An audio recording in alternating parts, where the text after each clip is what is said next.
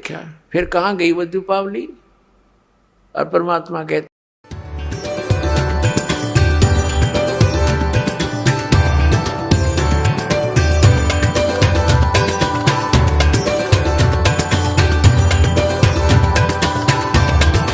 अब जैसे त्योहार आते हैं, कोई बात हुई, वो व्रत के खर्चे, ये त्योहार मनाते हैं दिवाली का, दीपावली, ये किस लिए मनाते हैं कि भगवान श्री राम सीता जी को लेकर घर लौटे थे। और फिर चलो पहले तो देसी घी के दीप जलाए जाते थे, हवन हो जाता था, वो भी बढ़िया बात थी। लेकिन एक दिन हवन कर देने से बात नहीं बनती। अपना रोज लगावे घी की दीप है, रोज हवन करे वो। और जब सीता जी को घर से निकाला, फिर भी मनाओ तुम उसने, फिर भी दिवाली मना रहे हो। सीता तो घर से निकाल दी गई थी जिसके आने की खुशी में, और वो दीप जलाए गए थे, और फिर वो निकाल दी करते। वो तो दुखी हुई, वहाँ जंगल में टाइम पास करा बेचारी ने सह परिवार। और श्री राम घर पे, परिवार उसका जंगल में, चाहे राजा के कुछ भी बना रहो, एक छोटे से नगर का राजा, अयोध्या का राजा था, चाहे राष्ट्रपति बने जाए पूरी पृथ्वी का, जिसका परिवार कहीं रहा कहीं वो जीव सुखी हो सकता है, और फिर भी दिवाली मनावें और दीप जलावें। तो इस तरह की जो क्रियाएं हैं ये परंपरा है, सूझबूझ का कार्य नहीं है। फिर बम छोड़ते हैं त्योहार के दिन, कितना प्रदूषण फैलाते हैं, आग लग जाती है। तो यह परंपरा बनाई तो बच्चे आकर्षित हुए, इसको समाप्त करेंगे धीरे धीरे। और क्या की खुशी, एक भगत कह रहा था, बोला जी नाम लेने के बाद ज्ञान हुआ हमें, और पहली बार त्योहार मनाया हमने अपना। हमने 10 वर्ष हो गए ना दिवाली मना ली, ना तीज त्योहार मनाए, और ना होली मनाई। कारण क्या रहा कि हमारा परिवार है, 5-6 भाई हैं, मेरे दादा है, उसमें किसी का कोई मृत्यु हो जाती है, कभी हमारे घर में हो जाती है। पिछली बार मेरी बहन विधवा होगी, सारा 1 साल तो फिर मनाना ही नहीं कुछ भी, 1 वर्ष पूरा नहीं हुआ इतना दूसरी घटना घट लेती है। और 10 वर्ष हो गया हमने कोई त्योहार मना के नहीं देखा। फिर कहाँ गई वो दीपावली। और परमात्मा कहते हैं इसे गंदे लोक में, जैसे नानक साहब जी से कहा था कि आप यहाँ खुशी नजर नहीं आते, मायूस बने रहते हो। तब नानक साहब जी ने कहा था, ना जाने काल की कर डारे, किसी भी ढल जा पासावे, अर्जी नाते सरते मौत खुड़क दी, उन्होंने के डांसावे। एक समय एक लड़के का ब्याह था, पहले दिन डीजे बजा रहे, घर में भी नाचे कूदे, बहन भी उसकी घुड़चड़ी पे उसका जो निकाली हुआ फेरी, वो भी चित्र समाचार पत्र में। अगले दिन विवाह के लिए जा रही थी बारात, वो दुल्हे वाली कार टकरा गई एक टैंकर से, ट्रक से या टैंकर से। 6-7 सदस्य थे, घर के भी थे उसमें 2-3 और वो दुल्हा भी, सारे मर गए। अब फिर टक्कर मार मार कर रो रहे हैं, बाल पाड़ रही वो बहनें, पहले दिन जो डांस कर रही थी, नाचन कूदे फंड कर रही थी। तो परमात्मा कहते, ना जाने काल की कर डारे, किस भी ढल जा पासा वे, अर्जुन आते सरते मौत खुड़क दी। फिर क्या किया, सी यहाँ पर क्या डांस करें, टाइम पास करो, ब्याह करो, बच्चों का संयोग जोड़ दो सिंपल वे से। ब्याह तो 2 बालका का होना है, बाकी तो फंड है, वो कितने इकट्ठे कर लो चाहे ना कर लो। तो इस प्रकार हमने इस प्रत्येक परंपरा को रिड्यूस करना है। जैसे हम बहुत सी कथाएं सुना करते थे, उनका कोई सिर पैर नहीं था। हम सुना करते थे कि श्री रामचंद्र जी ने लंका पर चढ़ाई करते समय पुल की आवश्यकता पड़ी, समुद्र पर पुल बनाना था। हम ये भी सुनते थे कि 3 दिन तक भगवान श्री रामचंद्र जी समुद्र के अंदर घुटनों पानी में हाथ जोड़े याचना करते रहे कि हे जल्दी हे सागर राज, मुझे रास्ता दे दो, मैं बहुत दुखी हूँ, मेरी पत्नी को लंका का राजा रावण उठा ले गया है और उसको बहुत सता रहा है, उस पर चढ़ाई करनी है, हमने उसको बहुत प्रार्थना कर ली है, वो लौटाने को तैयार नहीं है। जब 3 दिन तक समुद्र ने उसको रास्ता नहीं दिया, तो तब श्री रामचंद्र जी ने लक्ष्मण से कहा था कि लक्ष्मण मेरा अग्नि बांध दे, ये लातों के भूत बातों से नहीं मानते। जब उसने अग्निबाण चढ़ा करके समुद्र को फूकने के लिए कोशिश की, उसमें लपटें निकलने लगी, क्योंकि सिद्धि से चलता था पहले ये सब शस्त्र।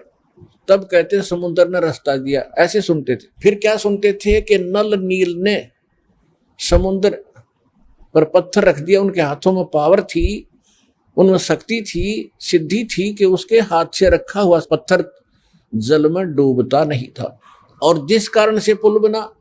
फिर हम ये भी सुना करते थे नकलियों से कि हनुमान जी ने पत्थरों पर राम का नाम लिख दिया, इसलिए पत्थर तिर गए। प्रथम तो कहते हैं समुद्र ने हाथ जोड़कर रास्ता दे दिया जब रामचंद्र जी ने जलाना चाहा, उसको फूकना चाहा। फिर कहा करते नल नील के हाथों तैरते थे पत्थर, उनके कोई वस्तु नहीं डूबती थी समुद्र पर। फिर कहते थे हनुमान जी ने राम का नाम लिख दिया, इसलिए तर गए, पत्थर पुल बन गया। अरे कोई एक तो बताओ, एक पर सेट हो जाओ, किसने एक रहा को किससे हो जाओ, फिर रामचंद्र कित रह गया, नल नील से ही पुल बन गया, फिर राम ने कित बनाया वो। अब इसका निष्कर्ष निकलेगा इस कथा से जो दास सुनाने जा रहा है त्रेता युग की। ऐसे प्रश्न करे एक भक्त ने मेरे से, जब गांव गांव में दास सत्संग करने जाता था, वो कहने लगा जी मैं मिलिट्री के अंदर हूं, और मिलिट्री हमारी ज्यादातर पहाड़ी क्षेत्र में रही है। जहां भी मुझे कोई मंडलेश्वर, कोई संत, कोई गुफा में साधु मिला है, मैं उनसे मिलने जाता रहा हूं। और ये एक प्रश्न करता हूं, मैं रामायण का पाठ बहुत करता हूं, और उसमें देखता हूं कि सभी राक्षस मांस खाएं, शराब पीवें, ऐसा व्यवहार विचार उनका हो गया था। और वहां पर विभीषण और मंदोदरी, इनके विचार पढ़ते हैं जब रामायण में, तो साधु संतों जैसे, तो इनको ये ज्ञान कहां से आ गया ऐसे बूढ़े राक्षस नगरी में। तो वो कहने लगा जी मैं सब जगह मंडलेश्वरों के पास जा लिया, पर इस प्रश्न का उन्होंने को संतोषजनक उत्तर नहीं दे पाए, मैं आज तक भटक रहा हूं। तो मैंने कहा भाई इस रोग की दवाई मेरे पास है, अब सुन ले, सुनाता हूं। दास ने सुनाई फिर कथा, जो सत्य कथा है। परमात्मा त्रेता युग में मुनिंदर नाम से आए हुए थे, और काफी दुखी व्यक्ति मालिक की कृपा से, आशीर्वाद से सुखी हुए थे। फिर उनको दाता ये प्रथम मंत्र दिया करते थे। ये प्रथम मंत्र में जो पहले और लास्ट वाले नाम पहले नहीं दिए जाते थे, उनको तो अब 5500 जब कलयुग आया, इस समय ही प्रारंभ करना था, ये कंप्लीट कोर्स अब देना था। पहले तो ऐसा समझ लो कि ये आपको ग्लूकोज लगा दी जब तक सर्जन नहीं आया, और ग्लूकोज से रोगी मरता नहीं, लेकिन रोग नाश नहीं होता। तो वो प्रथम नाम देते थे दाता, और ग्लूकोज लगाकर चले जाते थे। अब ये रोग नाश तो अब होना था, ये दास भेजा है इस जन्म मरण के रोग का नाश करने का सर्जन और डॉक्टर, हर तरह की औषधि और ऑपरेशन सारा सिखाकर, सब ट्रेनिंग दे करके अब सब सुख होंगे, आपका जन्म मरण का रोग कटेगा।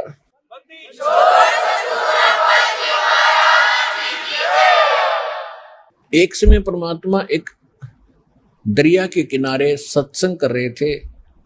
दरिया के किनारे ही उनका एक झोपड़ा था, कुटिया थी, वहां सत्संग किया करते थे। वहां हजारों की संख्या में इधर उधर से भक्त आकर के सत्संग सुनते थे, जो निर्धारित समय किया जाता था, महीने में, 2 महीने में, 6 महीने में। तो ऐसे ही एक नल और नील नाम के दोनों आपस में, ये मौसी के बेटे थे, यानी इनकी माताएं सगी बहन थी, और ये किसी देव प्रकोप से दोनों के दोनों मानसिक रोग से पीड़ित थे। शरीर में भी बहुत पीड़ा रहती थी, जिसकी उपचार के लिए वेदों के अतिरिक्त साधु संतों से भी आशीर्वाद प्राप्त इन्होंने खूब किए थे। और सभी ऋषि महर्षियों ने उनको बता दिया था कि नल और नील, बेटा ये तुम्हारे प्रारब्ध में, यानी तुम्हारी किस्मत में अंकित है ये कष्ट, और इसको बेटा आपने भोगना ही पड़ेगा, कोई विकल्प नहीं। अब बेशक से आत्मा को कोई कितना ही ऐसे संतोष दिलाए, कि ऐसा ही होता है, लेकिन इसको मालूम है कि परमात्मा कोई ऐसी पावर है, ऐसी शक्ति है कि वो सब दुख दूर कर सकता है। परमात्मा के गुणों में हम खूब सुनते और सुनाते रहते हैं, इसलिए आत्मा संतोष नहीं पाता है। दुखी व्यक्ति फिर कहीं ना कहीं और किसी से सुनकर भी जाता है। जब वो कति थक लिए थे, दोनों अंतिम फाइनल फैसला मान चुके थे कि अब कहीं ठिकाना नहीं रहा, हमें तो ये तड़प के मरना ही शेष बचा है, और लंबी आयु होती थी। किसी ने उनको बता दिया कि आप चलिएगा ऋषि मुनिंद्र जी के पास और नल नील आपका रोग ठीक हो जाएगा। उनको अविश्वास रहा कि नहीं, हमने बड़े बड़े ऋषि देख लिए हैं, ये तो पहली बार नाम सुना है हमने आपसे, कोई मुनिंद्र नाम का ऋषि कहीं पर है। तो 1 से 2 से 3 से जब ये बात सुनी, उनका भाग्य उदय हुआ। उनके कहने से वो चले गए कि चलते हैं भाई, और तो कहीं हमने ठिकाना मिला नहीं। तो जब वो वहां आए, मालिक को पता था कि अब निशान ने चोट लगानी पड़ेगी, क्योंकि ये सब जगह थक लिए हैं और कोई इनने ऋषि महर्षि मंडलेश्वर भूत झाड़े लगाने वाला कोई छोड़ा नहीं है। अब इनको कुछ रिजल्ट दूंगा तो ये बच्चे मेरे पास टिक जाएंगे आसानी से। जो ही नल नील ने जब सत्संग शुरू होने से पहले सत्संग परमात्मा बैठ जाते थे, सत्संग सुनाते थे। सत्संग तो वो सुन ही नहीं सकते थे क्योंकि उनकी तो ऐसे बेचैनी रहती थी। और जो ही मालिक के पास आए, दोनों चरणों में मत्था टेका और परमात्मा ने दोनों के सिर पे हाथ आशीर्वाद भरा रखा, उनका तुरंत रोग छू मंतर हो गया और ऐसे हो गए जैसे कभी पीड़ा थी ही नहीं किसी प्रकार की। अब दोनों की आंखों में आंसू आ गए, चरणों में लिपट गए और कहा, हे परमात्मा, हम तो बहुत जगह कष्ट उठा चुके थे, हमने पृथ्वी पर कोई, जहां तक हमारी पहुंच थी, हमने कोई ऋषि महात्मा नहीं छोड़ा। हे परमात्मा, हमारे ऊपर बहुत बड़ा कहर था, बड़ा कष्ट था, आपकी कृपा से हम स्वस्थ हो गए, आप स्वयं परमात्मा आए हो। फिर उन्होंने सत्संग सुना। परमात्मा ने कहा, बेटा ये तो एक अस्थायी लाभ है, अभी तो और भी आपके भाग्य में और आपके संचित पाप कर्मों का ढेर लगा पड़ा है, उसके लिए भी औषधि बताऊंगा, वो मंत्र दीक्षा आपको दूंगा, आप वो लीजिएगा। पहले सत्संग सुनिएगा। फिर सत्संग सुना, दीक्षा ली, फिर गुण गाने लगे भगवान के, जो भी मिला उसी से कहें कि भगवान आए हैं, मुनिंद्र नहीं ये परमात्मा आए हैं, आप चलो। फिर उनकी कोई नहीं माने क्योंकि लोग सुखी थे, केवल दुखी मानता है।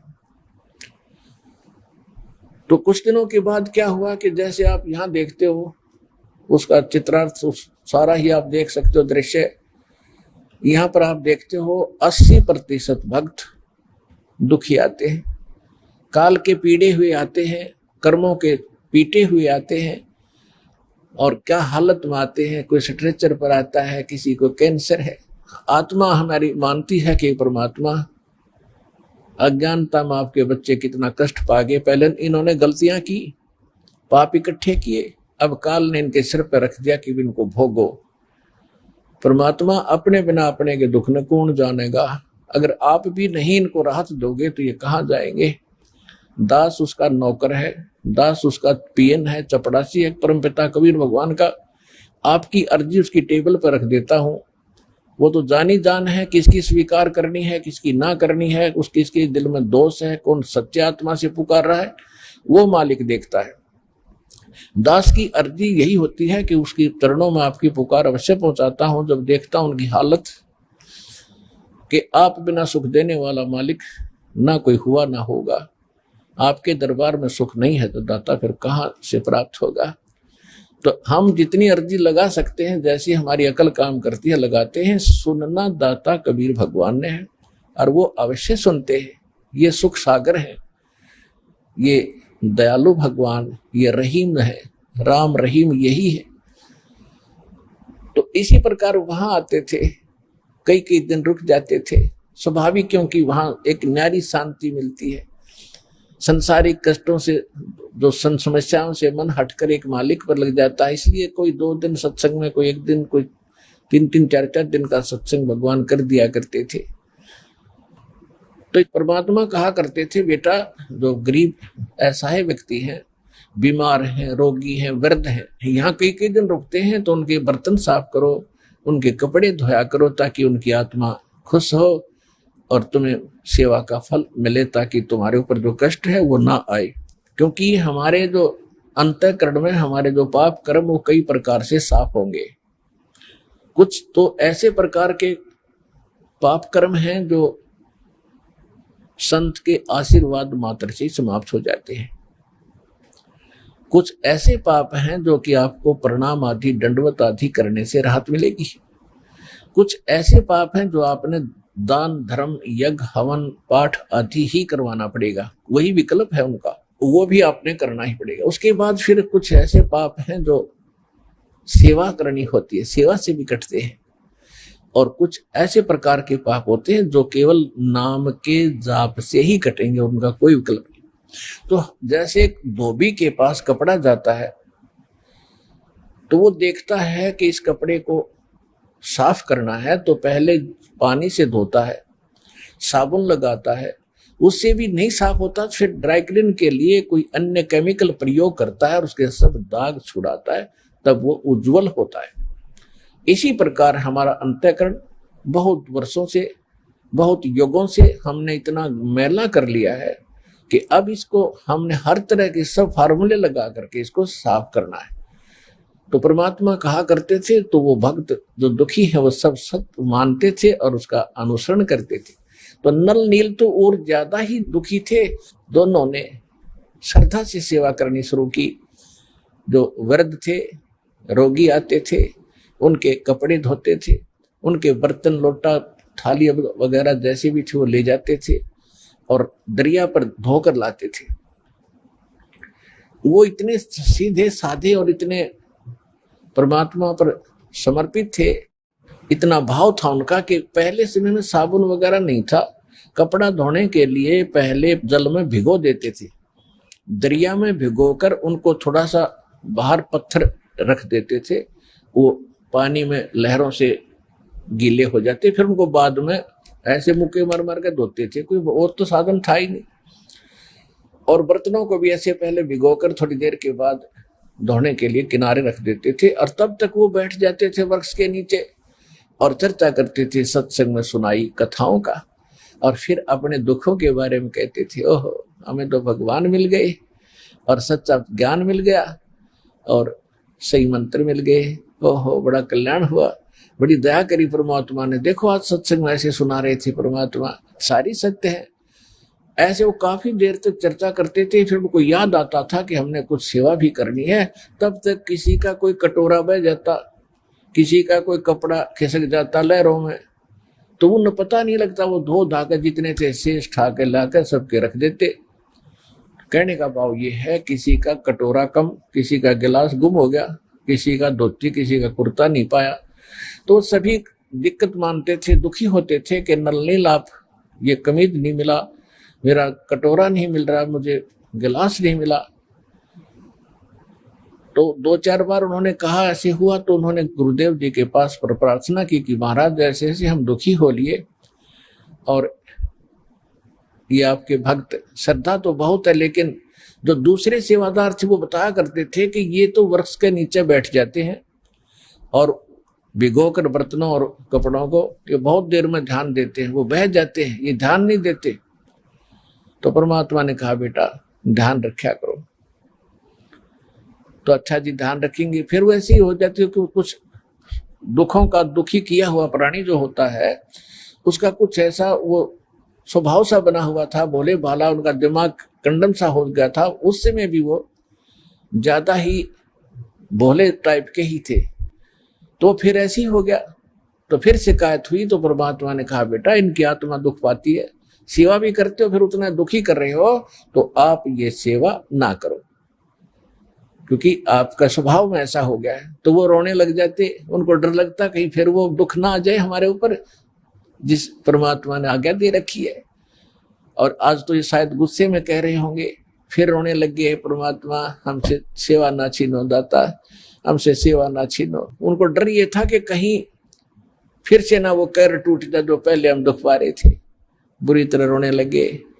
तो परमात्मा ने सोचा भी इनकी श्रद्धा भी बनी रहनी चाहिए, तो परमात्मा ने आशीर्वाद दे दिया कि बेटा जो करो सेवा, आज से तुम्हें आशीर्वाद दे दिया है कि तुम्हारे हाथ से चाहे तुम लोहा भी रख देना, और तो छोड़ो पत्थर, ये तो कुछ हो, चाहे पत्थर भी रख देना बेटा, जल में नहीं डूबेगा।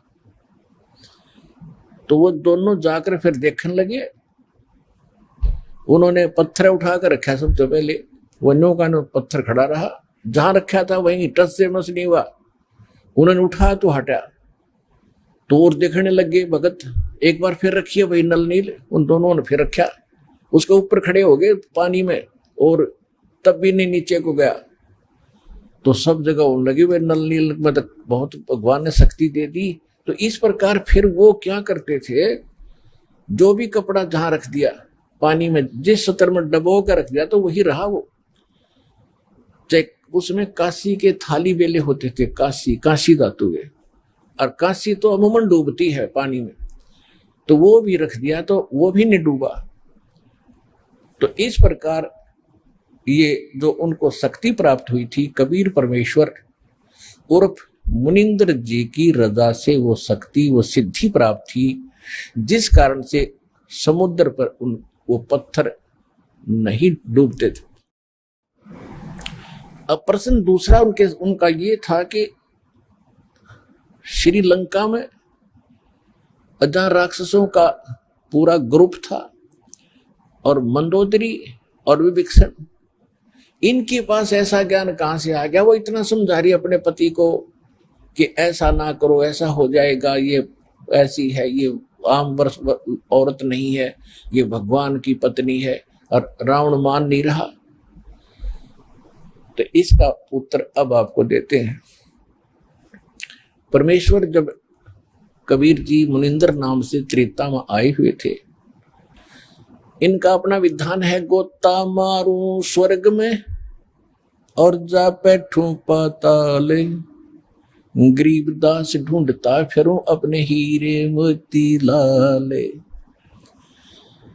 अब 100 साल छिदर मैं करूं अपने जन के काज, अरणक से पूजो मार दूं मैं नरसिंह धर लूं साज।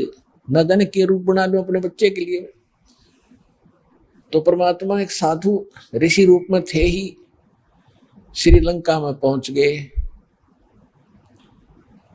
और वहां पर एक चंद्र विजय नाम का एक भाट था, भाट, और उसके परिवार में पुत्र पुत्री, पुत्र वधू, पत्नी, कुल मिलाकर 16 सदस्य थे।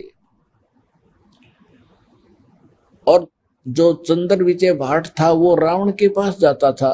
ये भाट लोग क्या करते थे कि अपनी रोजी रोटी के लिए राजाओं के पास जाते थे, राजा लोगों का वो मनोरंजन कराते थे, रिक्रिएशन कराते थे, ऐसे उनके गुण गाते थे, आप राजाधिराज हो, आपके राज में सब सुखी हैं, आपका बड़ा गुणगान हो रहा है, आप बड़े महापुरुष हो, और कुछ चुटकुले आदि सुनो कर उनको प्रसन्न रखते थे, गाने गुने गाते थे, गीत सुनाते थे, और राजा लोग उनको उसके प्रतिफल में कुछ इनाम देते थे। इसी प्रकार उसकी पत्नी का नाम था करमवती, और वो मंदोदरी रानी के पास जाती थी, रानी का मनोरंजन कराती थी, ऐसे बुढ़ी अच्छी कहानी कथा सुनाकर, अश्लील बातें सुनाकर रानी को खुश रखती थी। रानी उसको इनाम दे देती थी मंदोदरी। इस तरह उनका गुजारा निर्वाह चल रहा था।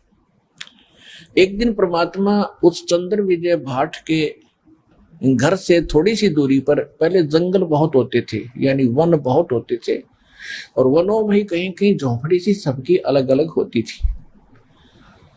एक वृक्ष के नीचे उस रास्ते में बैठ गए जहां से चंद्र विजय सुबह सुबह फ्रेश होने के लिए जाता था। और उस समय वो साधु संतों को बड़ा देखकर खुश होता था। चंद्र विजय पिछले संस्कार होते हैं, आदमी किसी भी जाति विशेष में जन्मा है, वो उसके संस्कार हैं, लेकिन जो भक्त है, भक्ति बीज पलटे नहीं, चाहे पलट जाओ ब्रह्मांड। तो भक्ति की आस्था उसके अंदर न्यारी थी। बेशक से सारा दिन बकवाद ही सुनता और सुनाता था, लेकिन भक्ति वाले लक्षण भी उसके अंदर विद्वान थे। साधु देखे, चरणों में मत्था टेका। और हे भगवान, आज बड़े भाग्योदय हुआ, मेरा ऋषि जी के दर्शन आज सुबह सुबह हुए। हम दास के लिए कोई सेवा बताओ, हमारे घर पर चलिए भगवान, आज तो बड़ा सौभाग्य मेरा। तो परमात्मा को वो घर ले आए। परमात्मा गए इसलिए थे, उनके झोपड़ी के सामने बैठ गए और लगे सत्संग सुनाने। चंद्र विजय ने तो उसी दिन दीक्षा ले ली, लेकिन परिवार के सदस्य कहने लगे, महाराज हम अभी नहीं मानेंगे आपकी बात, हम तो भगवान शंकर के पुजारी हैं। क्योंकि रावण राजा शंकर का पुजारी था, तो जनता ने तो होना ही था। हम अभी नहीं मानेंगे आपकी बात को। परमात्मा फिर गए, कभी कभी रह रह कर जाते रहे, कथा सुनाते रहे। फिर घर में सुख होने लगे, जो पहले शंकर जी की पूजा से नहीं हो रहे थे। फिर धीरे धीरे 16 के 16 सदस्यों ने वह दीक्षा प्राप्त कर ली। अब पहले तो वो कर्मवती जाती थी मंदोदरी के पास, तो कैसी बकवाद सुनाया करती थी, गंदी छटोरी अश्लील बातें कहानी सुनाकर उसको खुश करती थी।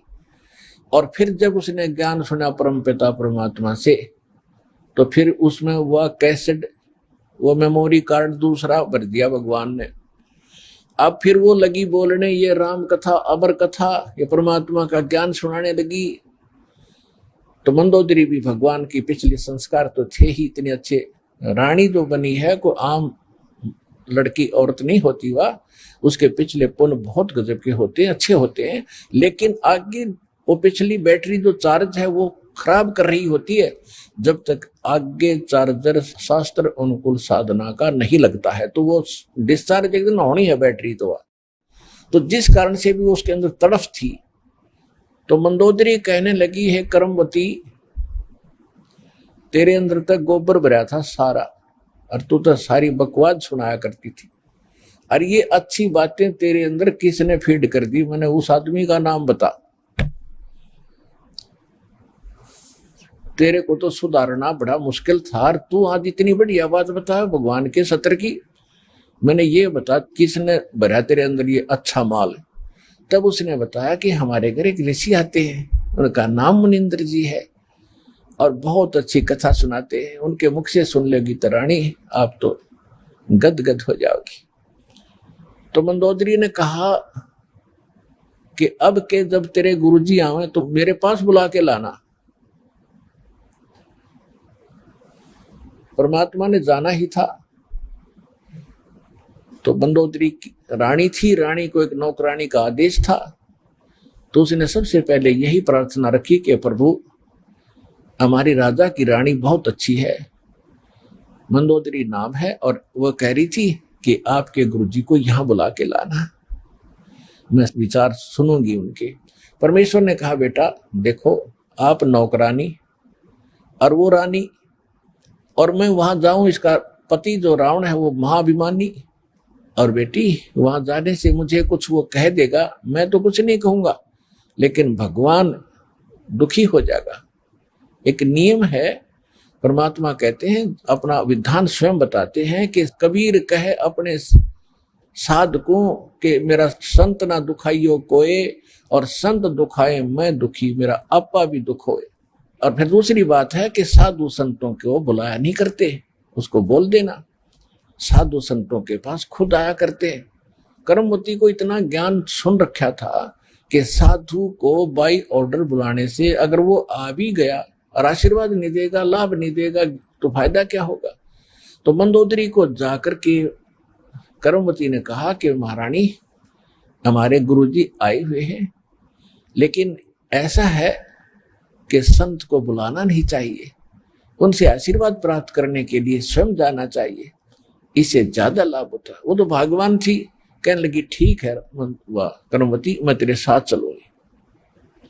वो रानी स्वयं आई, मालिक के दर्शन किए। ओए होए, कहते हैं साधु दर्शन राम का, और साहेब आवे याद और लेखे में वाहे गड़ी, बाकी का समय बर्बाद। फिर कहते हैं साधु दर्शन राम का मुख पर बसे सुहाग, और दर्श उन्हीं को होते हैं जिनके पूर्ण भाग।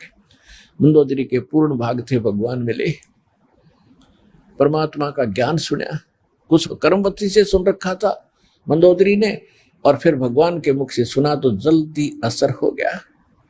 दीक्षा की प्रार्थना की, मालिक ने दीक्षा दे दी, शिक्षित हुई। उसके बाद उसने कथा सुनानी शुरू की अपने पति से।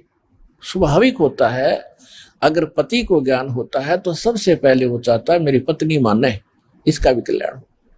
दुर्भाग्य है वो ना मानती, उसके कर्म उसके साथ है। फिर सोचता है मेरे बच्चे भी इस मार्ग को ग्रहण करें। ठीक है, मंदोदरी ने इसी उद्देश्य से रावण से कहा कि जी ऐसे ऐसे एक बड़े महापुरुष आते हैं और भगवान शंकर से भी ऊपर बहुत बड़ी शक्ति बताते हैं। साधु संत झूठ नहीं बोलते होते।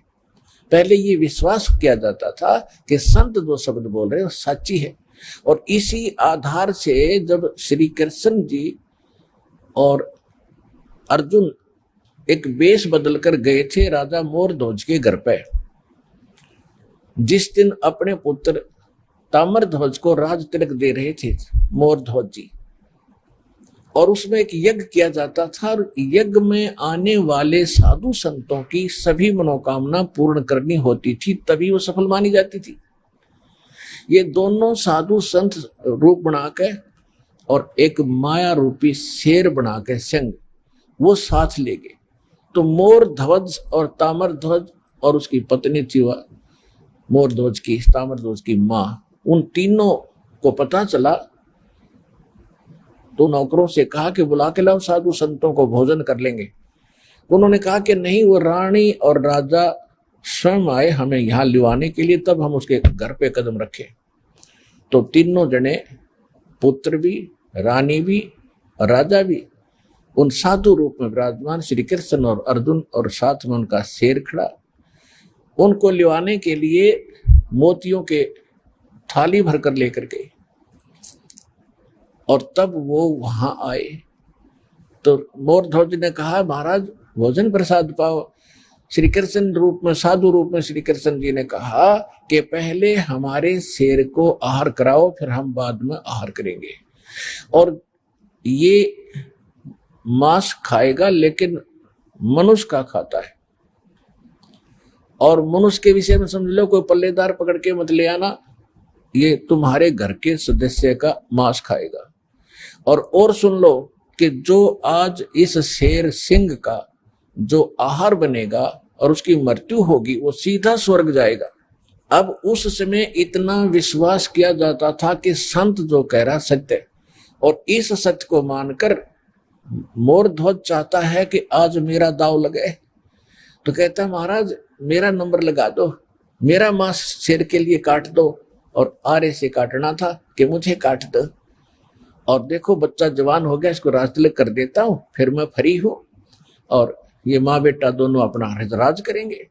अब रानी ने सोचा कि राजा ला गया दाव, आज कहते संत कह रहे हैं कि आज जो मर गया स्वर्ग में, ये तो मरना कल भी है, परसों भी है, ये तो जाना ही है, इससे बढ़िया मौत कब होगी।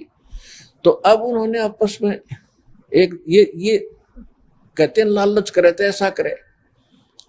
रानी ने कहा देखो जी व्यवहार की बात है, मैं पति भरता पत्नी हूं, और मेरे से पहले मेरा पति की मृत्यु होगी तो मेरा कोई जीवन नहीं है, मेरा काम पूरा हुआ। इनको संतान की आवश्यकता थी, संतान इनको दे दी, ये बच्चा जवान हो गया, इसका विवाह करो, खाना बनाने वाले इनके पास नौकर हैं, और लड़का अभी बालक है, आपकी गाइडेंस की इसको जरूरत है राजकाज में, और मेरा काम पूरा हुआ, मेरा नंबर लाओ जी।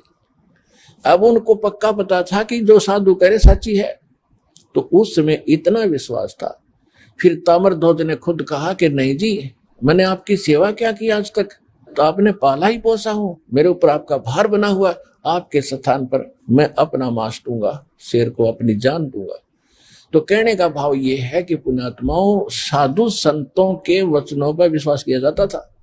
इसी आधार से परमात्मा ने जो मंदोदरी को कहा था कि तुम्हारे शंकर से ऊपर एक और परम शक्ति है, ये तो नाशवान है, इनके द्वारा दिया गया जो सुख है अक्षीणिक है, ये आपके प्रारब्ध के कर्म को नहीं काट सकते। मंदोदरी ने सारी साची मानी क्योंकि साधु कह रहे थे, दूसरी बात नहीं, फिर बात खत्म होगी। ये तो बात कोई बताने वाला मिलता ही नहीं था उस समय, तो ये सारे नकली थे, उनकी बातों को हम ऐसे ही दृढ़ता से मानते रहे। अब मंदोदरी ने फिर वो लंकापति रावण को सुनाना चाहा। रावण के अंदर तक गोबर भरा था अहंकार शक्ति का, शंकर भगवान की पूजा करके सिद्धियां प्राप्त कर रखी थी, और मांस खावा शराब पियो उसका यह अच्छी बात कैसे स्वभाव है। तो कहने लगा कि ए मूर्ख, तो शंकर भगवान से ऊपर मानती है, देख मेरे क्या ठाठ करा की है, 1 लाख मेरे पुत्र हैं, 1.25 लाख मेरे नाती हैं, और देख सोने की लंका बना रखी है, अरे क्या देगा तुझे वो भिखारी। मंदोदरी ने बहुत कोशिश की पर बुद्धि भ्रष्ट के बाद पल्ला पड़ी नहीं। फिर मंदोदरी ने कहना ही बंद कर दिया। उसके बाद फिर क्या होता है कि उसने सोचा कर और कोई मेरी चर्चा सुनने वाला नहीं, ये ऐसा ज्ञान है इंसान दूसरे को सुनाए बिना रह नहीं सकता।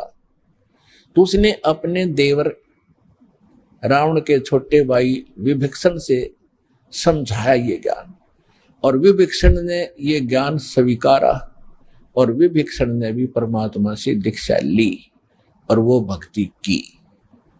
अब हम आते हैं उस बात पर कि जिस समय सीता जी का अपहरण हो गया और उसकी खोज हो रही थी, कोई पूर्व में ढूंढ रहा था, कोई पश्चिम में खोज रहा था, कोई उत्तर कोई दक्षिण में। जैसे किसी की गाय गुम हो जाए, कोई इधर घूम रहा है, कोई इधर ढूंढ रहा है, कोई ऐसे हो रहा है, ऐसी दशा थी।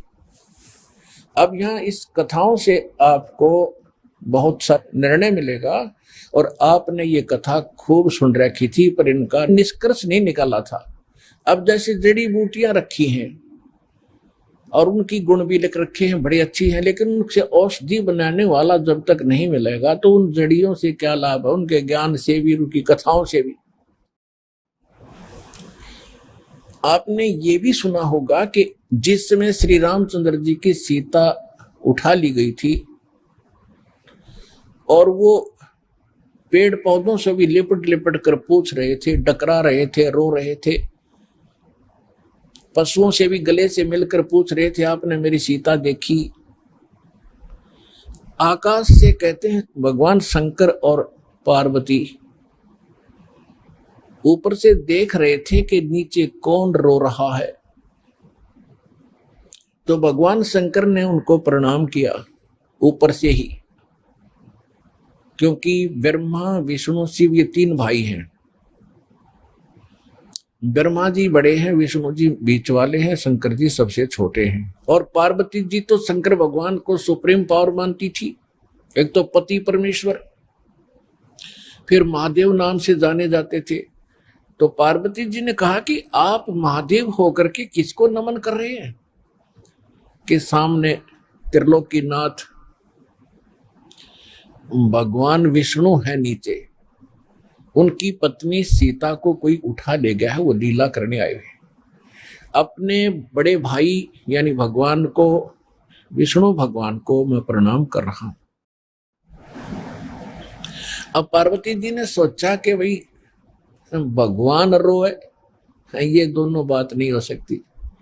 यो रामचंद्र दशरथ पुत्र है, ये रो रहा है, भटक रहा है, इसको आप परमात्मा कह रहे हो। भगवान शंकर बोले पार्वती आप नहीं जानते, ये सचमुच ऐसा ही है, इनको अब नहीं कोई पहचान पा रहा है। तो पार्वती ने कहा कि मैं परीक्षा लूंगी और सीता रूप बनाकर जाऊंगी, यदि ये मुझे पहचान लेगा तो मैं मान लूंगी वो भगवान है, और नहीं तो मैं कतई नहीं मानू। तो भगवान शंकर ने कहा कि यह गलती मत करना, यदि तूने सीता रूप बना लिया तो तू मेरे काम पे गई, तू मेरे बड़े भाई की पत्नी का रूप बनाओगी तो मेरे लिए पत्नी रूप में स्वीकार्य नहीं रहेगी, तो मां के तुल हो जाएगी। उस समय तो पार्वती ने कहा कि ठीक है, नहीं मैं नहीं जाऊंगी जी। अब शिव जी गए सैर सपट्टे को, और आदत है ये, इस मन का स्वभाव है कि क्या पता चलता, अभी 2 मिनट में परीक्षा लेकर आती हूँ।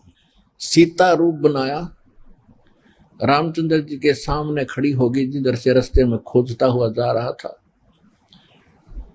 रामचंद्र जी ने कहा कि हे दक्ष पुत्री माया, हे राजा दक्ष की बेटी, आप भगवान शंकर को कहां छोड़ आई, अकेली कैसे वन में? तो शर्मिंदा हुई और कहा कि सचमुच शंकर भगवान जी आपको ठीक ही प्रणाम कर रहे थे, नमन कर रहे थे, आप तो सचमुच भगवान हैं। अपने आत्मा यहां देखना एक पॉइंट सोचने का है। श्रीमद् भगवत गीता अध्याय नंबर 7 के श्लोक नंबर 6, 7, 8 में स्पष्ट किया है कि ये काल बोलता है गीता को, जो ब्रह्मा विष्णु में इसका पिता है। ये कहता है कि अर्जुन, बुद्धिमानों की बुद्धि और बलवानों का बल मेरे हाथ में है। जब चाहे स्विच ऑन कर दूं इनकी बुद्धि का, और जब चाहे ऑफ कर दूं।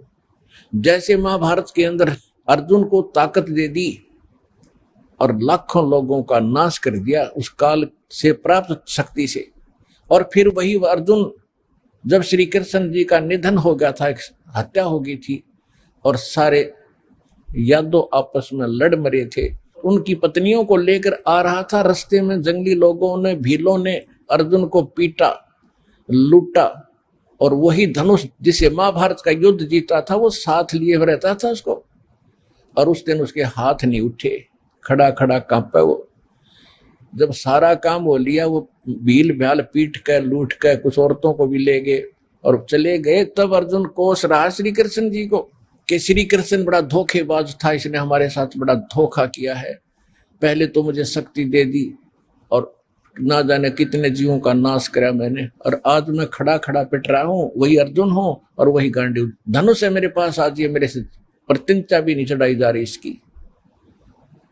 तो परमात्मा ने बताया कि ना श्री कृष्ण धोखेबाज था, ये सारे इस काल के अधीन हैं, इसके रिमोट से चलते हैं। तो उसी ने, काल ने जब विनाश करना था महाभारत का, तो अर्जुन को ताकत दे दी और फिर वापस ले ली, उसने अपना काम करा दिया जो करना था नाश। अब अर्जुन कितना पिट्टो। इसी प्रकार ये कहता है बुद्धिमानों की बुद्धि मेरे पास है। अब जब श्री रामचंद्र जी की खुद पत्नी गुम थी, उसका तो पता नहीं उसने कौन उठा लेगा, ढूंढते फिर जैसे गायें गुम हो जाया करे। हर वह पार्वती पिछाड़ दी, तू तो पार्वती है, सीता नहीं है, तो वहां उसकी ऑन कर दी और फिर ऑफ कर दी, खा धक्के। अब क्या होता है, अब हनुमान जी ने छलांग लगाई, एक सिद्धि है जो आकाश में उड़ जाने की प्राप्त हो जाती है। आकाश मार्ग से जाके वो लंका में प्रवेश हुआ हनुमान जी। उनको कुछ आभास हो गया था, किसी जटायु नाम के एक पक्षी ने बता दिया था कि लंका का राजा रावण उठा कर ले गया, इसलिए वहां जाने की और किसी में हिम्मत नहीं थी। सूरवीर बलवान थे, हनुमान जी ने कहा कि मैं जाऊंगा तो कुछ ऐसी निशानी दो मुझे ताकि मुझे पहचान सके कि मैं ऐरा गहरा व्यक्ति नहीं हूं, मुझ पर विश्वास करे माता। तो कहते हैं रामचंद्र जी ने अपनी छाप दे दी, अंगूठी निकाल के उस पर नाम लिखा था उनका, और उसको सीता खूब पहचानती थी। उधर से सीता को घना दुखी कर ही रखा था, सता रखा था रावण ने, एक नौलखे बाग में छोड़ रखा था और उससे रोजाना यातना दिलाता था और अपनी पत्नी बनने की स्वीकृति वो उससे करवाना चाहता था, वो उसने स्वीकार नहीं की। और रावण को एक श्राप लगा हुआ था कि तू कभी किसी औरत के साथ बलात् नहीं कर सकेगा, स्वेच्छा से कोई संपर्क हो तो वो अलग बात है, लेकिन तू किसी का ऐसे जबरदस्ती नहीं कर पाएगा, नहीं तो गल जाएगा तू। इस डर से वो जबरदस्ती नहीं कर पा रहा था और उधर से उसको पीड़ित कर रहा था कि स्वयं यश कर दे, लेकिन वो सीता ने नहीं किया था। एक वृक्ष के नीचे बैठी थी और अपने कर्मों को कोस रही थी। छोटा सा रूप बनाकर एक बंदर का हनुमान जी उसी वृक्ष के ऊपर बैठ गए थे। यातना देने के लिए औरतें आई थी तो भी उसने देखा था। जब वो चली गई उसके बाद फिर हनुमान जी ने ऊपर से वह अंगूठी डाल दी। वो तो राजदूत बनकर गए थे। जब अंगूठी देखी सीता ने, तो आपने कथाएं खूब सुन रखी हैं, ज्यादा ना सुनाऊंगा, तो उसने सोचा कि ये बंदर अंगूठी उठा कर लाया तो मेरे पति की मृत्यु होगी होगी। तो उसने पूछा, तो फिर वो नीचे आया, अपना थोड़ा ठीक सा रूप बना के खड़े हो गए और कहा, माता मैं ऐसे ऐसे रामचंद्र जी ने भेजा हूं और ये कहानी है। अब कहने का भाव ये है कि वो जो कुछ भी उसने उद्मस्ताया हो तो आपने पता ही है, हनुमान जी ने नौलखा बाग भी उजाड़ दिया उसका और सारा कुछ कर दिया। आइए अब हम उन श्रद्धालुओं के अनुभव जानते हैं जो जगत गुरु तत्वदर्शी संत रामपाल जी महाराज जी से दीक्षा प्राप्त कर चुके हैं तथा उनके द्वारा बताए गए भक्ति मार्ग पर चल रहे हैं। जी नमस्कार। जी नमस्कार। क्या नाम है जी आपका? हमारा नाम जानवी प्रदीप वालस्कर। जानवी जी क्या करते हैं आप? हम टीचर हैं RSS वाले स्कूल में, सरस्वती शिशु मंदिर में सन 98 से लेके 2008 तक निरंतर कार्यरत रहे। आपने संत रामपाल जी महाराज जी से नाम दीक्षा लेने से पहले क्या भक्ति साधनाएं की? हमने सभी देवी देवताओं की भक्ति करते थे जो हिंदू समाज में अभी चलते आ रहे हैं, और हमारे घर का माहौल भी वैसा ही भक्तिमय था। हमारे मम्मी पापा काफ़ी भक्ति करते थे। बचपन से ही हम पापा हमारे राम राम राम राम लिखवा के लोई में, आटे की लोई में गोलियां बना के मछली को खिलाने के लिए कहते थे। हम चारों बहन भाई ऐसे ही करते थे, और मम्मी जितने भी व्रत करती थी हम मम्मी के साथ साथ व्रत करते थे। विशेष तौर से गणपति और भोलेनाथ जी की भगवान व्रत करते थे, और संकट चतुर्थी भी मम्मी के साथ करते थे। बचपन से हम इतनी पूजा करते थे और भगवान के प्रति हमारी बहुत ज़्यादा श्रद्धा थी। पर जैसे ही विवाह हो गया हमारा, विवाह के बाद हमने गायत्री परिवार में आ गए, क्योंकि पड़ोसन हमारी गायत्री परिवार की थी। और उस विवाह के बाद तो हम काफ़ी परेशान रहने लगे कि आर्थिक भी और मानसिक भी, घर में भी बड़ी अशांति थी। तो वो बोले कि तुम गायत्री का मंत्र जाप करती रहो, इससे आपको बहुत लाभ होगा, आपके सारे दुख दूर हो जाएंगे। तो हम उसके साथ गए और नाम दीक्षा ले ली गायत्री की, और तब से हम गायत्री की इतनी तन मन धन से व्रत करते थे, पूजा करते थे, नवरात्रि के व्रत करते थे। हर साल शांति कुंज में जाते थे। शांति कुंज में हवन यज्ञ का ट्रेनिंग देते थे, वो 9 दिन का सत्र करके आते थे हम। और ट्रेनिंग लेने के बाद यहाँ पे घर पे आते थे। घर पे स्कूल से आने के बाद जहाँ से भी आता है फ़ोन या बुलावा आता है कि यहाँ हवन होना है या विवाह संस्कार होना है या जन्मदिन संस्कार है, तो हम माँ बेटी चले जाते थे झोला उठा के। बेटी की डफली उठा लेती थी, वो भजन पूजन करती थी, और 3 घंटे लगते थे हवन यज्ञ में। हम पूरा करते थे, ना भूख ना प्यास, कुछ भी नहीं, इतना हम समर्पित थे। फिर भी दुखों का, संकट का कोई निवारण ही नहीं होता था। एक संकट गया कि दूसरा आता था, दूसरा गया कि तीसरा आता था। हम इतने थक गए थे, इतने रोते थे, हे गायत्री माता ये कब संकट निवारण होंगे, और कितने देना है तो इकट्ठा दे दो पर ये ख़त्म हो जाए। जब भी हम शांति कुंज जाते थे, शांति कुंज से शैल दीदी से चरण स्पर्श करते थे, तब हम यही कहते थे कि दीदी हमारे बहुत संकट है, हम बहुत कष्ट में हैं, कब कष्ट समाप्त होंगे। तो कहते थे कि ये प्रारब्ध है, ये तो भोगना ही पड़ेगा। बहन जी हमें आप एक बात बताइए, आपने गायत्री परिवार में रह के कितने साल तक साधनाएं की? 26 साल हमने भक्ति साधना की है। लेकिन गायत्री परिवार में जिस तरह के यज्ञ हवन करवाए जाते हैं और जो आप गायत्री मंत्र का जाप करते थे, इन सब चीजों का खंडन तो संत रामपाल जी महाराज जी बहुत पहले से करते आए हैं। आपका इस बारे में क्या कहना है? वो करते आए हैं तो ये आज हमें समझ में आ गया कि वो गलत साधना थी, क्योंकि हमें कोई लाभ ही नहीं हुआ और हम इतने निराश हो चुके थे। इवन इतना हम ये बता रहे कि हम नास्तिकता की ओर जा रहे थे। जब हमने तत्वदर्शी संत को ढूंढने लगे, फिर हमने क्या किया कि श्री राम शर्मा आचार्य जी की लिखी छोटी छोटी पुस्तक थी, तो पहले हमें ब्रह्मा की पुस्तक मिली। ब्रह्मा की पुस्तक हमने पढ़ी कि यही भगवान हो सकते, पूर्ण ब्रह्मा। तो पुस्तक पढ़ी तो उसने पुस्तक में लिखा था कि वो अपने बेटी पे ही बुरी नज़र डालता है और उसका शील हरण करता है। हमने कहा नहीं, ये भगवान नहीं हो सकता है। उसके बाद हमने कहा ज़रूर अल्लाह होगा। तो फिर अल्लाह अल्लाह अल्लाह तो एक ही है, हमें लगा अल्लाह ही होगा। फिर हम मजार मस्जिद जाने लगे, फिर वहाँ अपना दुखड़ा रोने लगे और प्रार्थना करने लगे। पर जब बकरी ईद आती तो सब लोग बकरा काट के, गौमांस काट के अपनी ईद मना रहे। हमने कहा अल्लाह ऐसा नहीं हो सकता है, जिसने बनाया सारे जीव जंतुओं को, उसको काट के उसका मांस खाने के लिए कभी नहीं कहेगा। तो फिर अल्लाह, हमने कहा अल्लाह नहीं हो सकता। फिर हमारे साथ जो एक टीचर थी, वह टीचर ईसाई थी, बड़ा अच्छा व्यवहार था, उनसे ज्ञान चर्चा चलती थी। हमने कहा जरूर यशु ही होंगे। फिर हमने उनके साथ भी चर्च गए 2-3 बार। फिर उन्होंने हमें एक छोटी सी बाइबल दी, ये पढ़ो, तो हमने वो बाइबल पढ़ी बड़ी श्रद्धापूर्वक। पर जब यशु को यहूदी लोग मारते हैं बुरी तरह के और क्रॉस पे लटका देते हैं और कील ठोक देते हैं, तब यशु कहते हैं कि हे भगवान, हे गॉड, हे ईश्वर, इन अज्ञानियों को माफ़ कर दो। तब हमें लगा नहीं, यशु भी पूर्ण गॉड नहीं है, उनके ऊपर भी कोई पूर्ण परमात्मा है। इस प्रकार हम परमात्मा को ढूंढ रहे थे और फिर हम नास्तिक बन गए। जानवी जी, आपने अपना पूरा जीवन भगवान की खोज में बिता दिया, जिसमें आपने चारों धर्म में से किसी को नहीं छोड़ा। प्रत्येक धर्म के ग्रंथों को पढ़ते हुए आपने भगवान प्राप्ति की खोज जारी रखी। हम आपसे ये जानना चाहेंगे कि जब आपने चारों धर्मों को अपना के देखा, तो उसके बावजूद भी आपको भगवान की जानकारी नहीं हुई, जिसको आप भगवान कह सको, आपको ऐसी कोई चीज़ नहीं मिली। तो जानवी जी, हम आपसे जानना चाहेंगे कि संत रामपाल जी महाराज के बारे में आपको कैसे जानकारी हुई। हाँ, यही हम अभी बताना चाहते कि हम बर्थ सर्टिफिकेट लाने गए तो चाचा के गांव चले गए, जलगांव जिला में पाचोरा। तो वहाँ गए चाचा के यहाँ, तो हमने गए, फ्रेश हो गए और नहा धो के हमने कहा चाची से हमें हवन करना है। तो चाचू बोले मैं चाय बना लेती, तब तक तुम 2 मिनट चाचा से बात कर लो।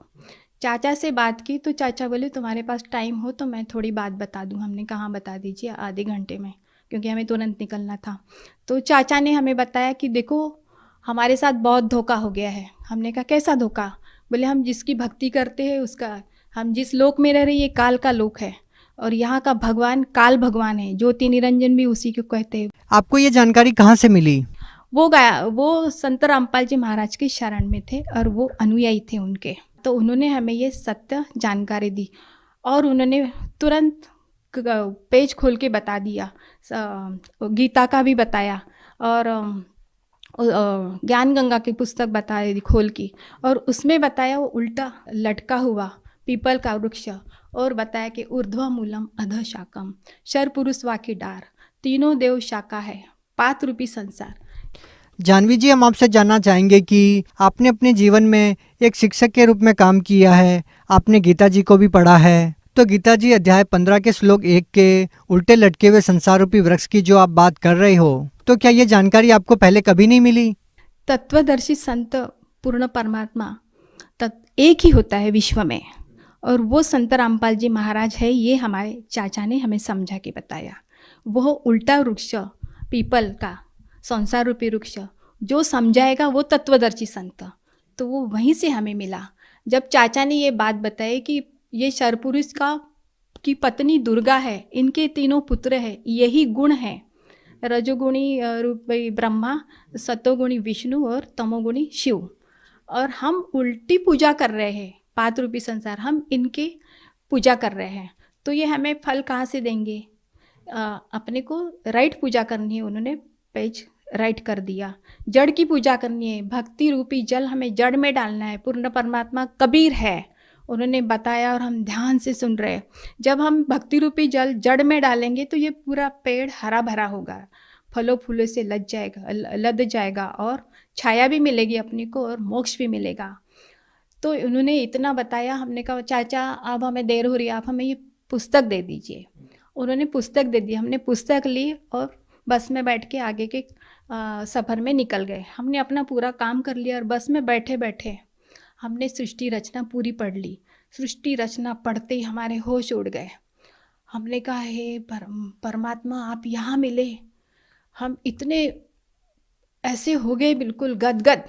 तो चाचा से हमने कहा कि हमें दीक्षा लेना है, तो फिर चाचा ने हमें फ़ोन नंबर वगैरह करके बात करके नामदान केंद्र का आता पता बता दिया। वैसे ही हम पुणे में आए और हमने 28 जनवरी को 2017 में नाम दीक्षा ले ली। आपने संत रामपाल जी महाराज से वेदों का ज्ञान प्राप्त किया, तो हम आपसे जानना चाहते हैं कि संत रामपाल जी महाराज से जुड़ने के बाद आपको कोई सांसारिक या आर्थिक लाभ भी मिला? जी, हमें बहुत लाभ मिला। सबसे बड़ा लाभ तो आध्यात्मिक लाभ मिला है। एक सच्चा गुरु मिला, पूर्ण परमात्मा कौन है जिसकी खोज में हम लगे थे वो प्राप्त हुआ, और हमें मोक्ष भी प्राप्त होगा। और मोक्ष प्राप्त होने के बाद हमें जाना कहाँ है ये भी पता चल गया कि हमें अपने निजधाम जाना है और वहीं से हम आए हैं। ये हमें लाभ बहुत बड़ा मिल गया। और हमें ये लाभ मिला है कि हमारे हस्बैंड को अस्थमा था 20 साल से, आज उनका अस्थमा पूर्णतः 80% सही हो गया है। नहीं तो वो पूरी रात बारिश और सर्दियों में सोते नहीं थे, बैठे बैठे बिताते थे। और डॉक्टर ने भी बोल दिया था और वो भी मान गए थे कि ये अभी बचने वाले नहीं हैं। जैसे संत रामपाल जी महाराज से दीक्षा ले ली, उनका स्वास्थ्य एकदम सही हो गया है। क्या संत रामपाल जी महाराज ने उनके अस्थमा को ठीक करने के लिए कोई दवाई या जड़ी बूटी दी? नहीं, कोई दवाई नहीं दी, उन्होंने सद्भक्ति दी। वो मंत्र में ही पावर है। सतनाम का मंत्र श्वास से ही है, उनकी श्वास की बीमारी है, श्वास के मंत्र से ही उनकी बीमारी ठीक हो गई है। और हमें अनेकों लाभ मिले, पर अभी हम बता रहे हैं कि मैं, मेरी बहन और मेरे पति और उनकी बेटी, हम चारों लोग हरियाणा में गए तो वहाँ बहुत तेज़ से बारिश आई और इनका अस्थमा बढ़ गया। तुरंत इनका अस्थमा बढ़ गया तो हमने कहा संत रामपाल जी महाराज आपकी शरण में है, आप ही संभालो हमें। और तो उतने में एक ऑटो वाला आया। ऑटो वाले से कहा हमने कि आप रुको थोड़ा, मैं और बहन की बेटी को जाना था दिल्ली, फ्लाइट से जाना था। तो उतने में परमात्मा से कहा कि संत रामपाल जी महाराज आप ही मेरे भगवान हो, आप सारी व्यवस्था कर दीजिए। उतने में एक सफ़ेद कार आती है और वो रुकती है बारिश में ही, कहती बहन जी आप लोगों को कहाँ जाना है? तो हमने कहा हम लोगों को तो रोहतक जाना है और इसको हवाई अड्डे जाना है। तो बोले हम लोग वहीं जा रहे और संत रामपाल जी महाराज के हम शिष्य हैं, आप भेज दीजिए। तभी हमने कहा ये संत रामपाल जी महाराज ने इतना चमत्कार कर दिया कि उसकी व्यवस्था हो गई। वो ऑटो वाला हमें ले गया। एक हमने कहा भाई इनकी तबीयत खराब हो रही है, आप अपने घर ले चलिए। ऑटो वाला ने एक घर में लेके गया और वहाँ संत रामपाल जी महाराज ने ऐसी प्रेरणा उनके मन में भर दी कि वहाँ उन्होंने इतना अच्छा व्यवहार किया, गर्म पानी गर्म चाय सब दे दिया उनको। और उन्होंने एक अस्थमा की पुड़िया एक पड़ोस वालों से ला के उनको दी और उनका अस्थमा एकदम ठीक हो गया। दूसरे दिन वही लोग अस्पताल लेके गए और 3 महीने की दवाई दी। वो दिन और आज का दिन उनका पूरा अस्थमा जड़ से ख़त्म हो गया है संत रामपाल जी महाराज की दया से। और हमें ये लाभ मिला कि हम बाथरूम में नहाने जा रहे थे तो वो हीटर ऑटोमेटिक था, पर उस दिन पता नहीं क्या हो गया, हम कपड़े भी धो रहे थे, उतने में हीटर एकदम ब्लास्ट कर गया फटाक से। और देखा तो इतना हीट पूरा भाप से पूरा दिखाई नहीं दे रहा था बाथरूम, और हम आराम से बाहर आ गए, एक बूंद भी हमारे एक छींट भी ऊपर नहीं आया। तो वो जीवन दान हमें संत रामपाल जी महाराज ने दिया है वहाँ पे। और एक लाभ बताना चाहती हूँ मैं। हम दोनों लोग डबल सीट जा रहे थे बाइक से, और एक पीछे से एक दूसरी बाइक आती है डबल सीट, वो हमारी गाड़ी को ठोक देती है और हम लोग वहीं पे गिर जाते हैं। पर संत रामपाल जी महाराज की दया से उसी समय सिग्नल गिर जाता है और पीछे की गाड़ियाँ पीछे ही रुक जाती है और हम लोग आराम से उठते हैं। लोग भी हेल्प करते हैं, पर हमें एक भी खरोच नहीं आया। वो भी पूछते हैं कि तुम्हें कुछ लगा? तो उनको भी नहीं लगा और हमें भी नहीं लगा। वहाँ पे भी संत रामपाल जी महाराज ने जीवन दान दे दिया है। आप भगत समाज को क्या संदेश देना चाहते हैं? भगत समाज को मैं संदेश तो नहीं दूंगी, संदेश परमात्मा देते हैं, पर मैं यही बताना चाहती हूँ कि सद्भक्ति करिए। पूर्ण परमात्मा धरती पर आए हैं, संत रामपाल जी महाराज ही पूर्ण परमात्मा कबीर है। हम लोग बोलते हैं गुरुर ब्रह्मा गुरुर विष्णु गुरुर्देव महेश्वरा, गुरु साक्षात परब्रह्म तस्मै श्री गुरुवे नमः। साक्षात गुरु परमात्मा हरियाणा में आए हैं संत रामपाल जी महाराज के रूप में। आप निरंतर 1 महीना तक सत्संग देखिए, किसी भी चैनल पे देखिए, कई चैनलों पे आता है और नीचे में एक पट्टी चलती है, व्हाट्सएप नंबर उसमें दिया है। आप व्हाट्सएप करके निःशुल्क पुस्तक ज्ञान गंगा और जीने की राह, एक कोई भी पुस्तक आप मंगवा लीजिए, पूरा ज्ञान समझ लीजिए और पूर्ण परमात्मा की शरण में जाके अपना पूर्ण मोक्ष करवा लीजिए। क्योंकि 84 लाख योनि के बाद ये मनुष्य जन्म सिर्फ मोक्ष के लिए मिलता है। बहुत बहुत धन्यवाद। धन्यवाद।